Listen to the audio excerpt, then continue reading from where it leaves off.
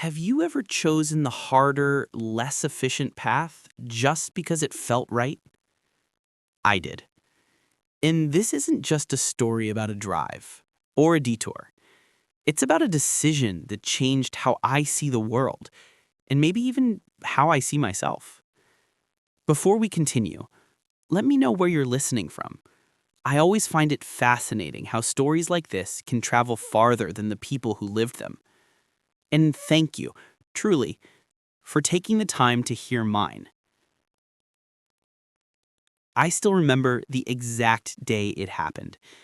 It was a Tuesday, one of those mornings that pretends to be ordinary but hides something extraordinary beneath its surface. I had a business meeting in another city. Not a huge deal, not life-changing, just one of those obligations that eats up your calendar. I packed my laptop, slid on my jacket, and punched the address into my GPS. Fastest route, 2 hours, 41 minutes. Straightforward, predictable, safe. But then, in that bottom corner of the screen, I saw it. Scenic route.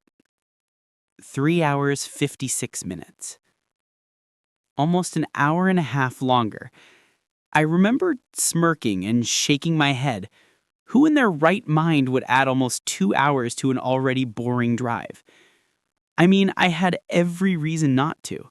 My boss would want me there early, the highway was clear, the day was young, and efficiency was always the golden rule. But something in me hesitated. You ever feel that whisper inside? That quiet nudge you can't explain but you'd regret ignoring? That's what it was. A voice that said, why not?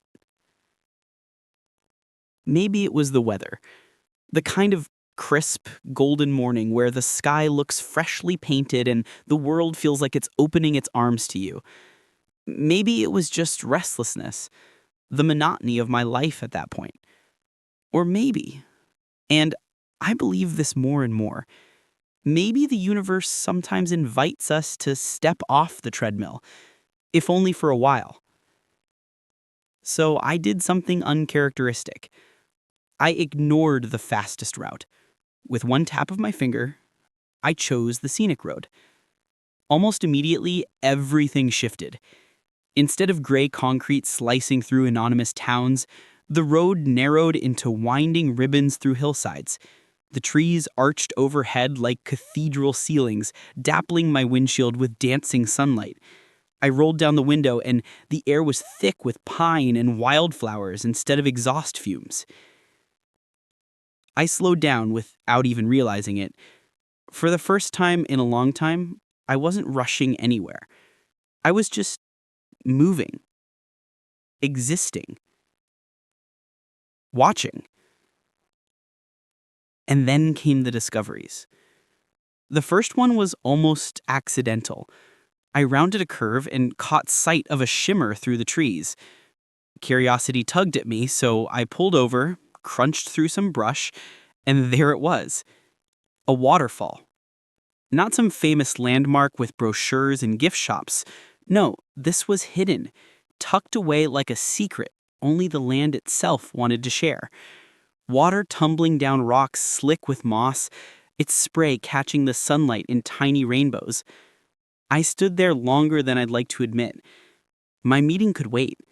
The world had just handed me a cathedral of water and light.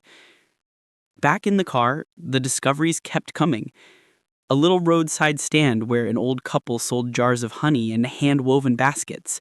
A stretch of meadow where deer lifted their heads at my passing, unafraid as though I was just another traveler welcomed into their home.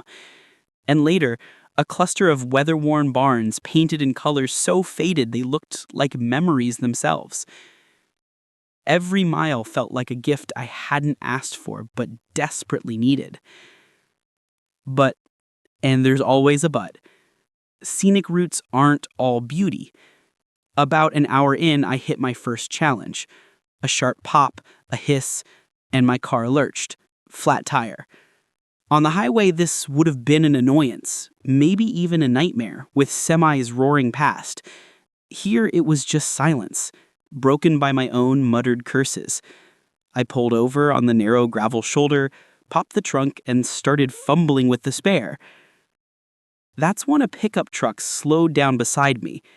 Out hopped a man in overalls, face sunburned, hands rough, like he'd spent his whole life working outdoors. Without hesitation, he helped me swap out the tire, making jokes the whole time about city cars and country roads. When it was done, I tried to pay him, but he just waved me off. He said, "You're on the scenic route now. We take care of each other out here." That line stuck with me. Later, I found myself low on gas, and for 20 long, nerve-wracking minutes, I wondered if my car would sputter to a stop in the middle of nowhere. Just when my anxiety peaked, I rolled into a tiny town I'd never heard of.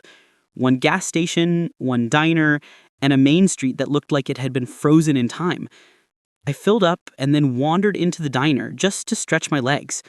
The waitress called me Hun before I even sat down, and the coffee tasted like it had been brewed since the dawn of time, but it was warm, comforting.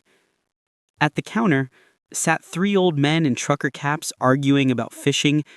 A boy darted in holding a baseball glove, and one of them shouted, "Don't forget to swing, Jimmy." It was simple, honest, a slice of life I'd forgotten existed.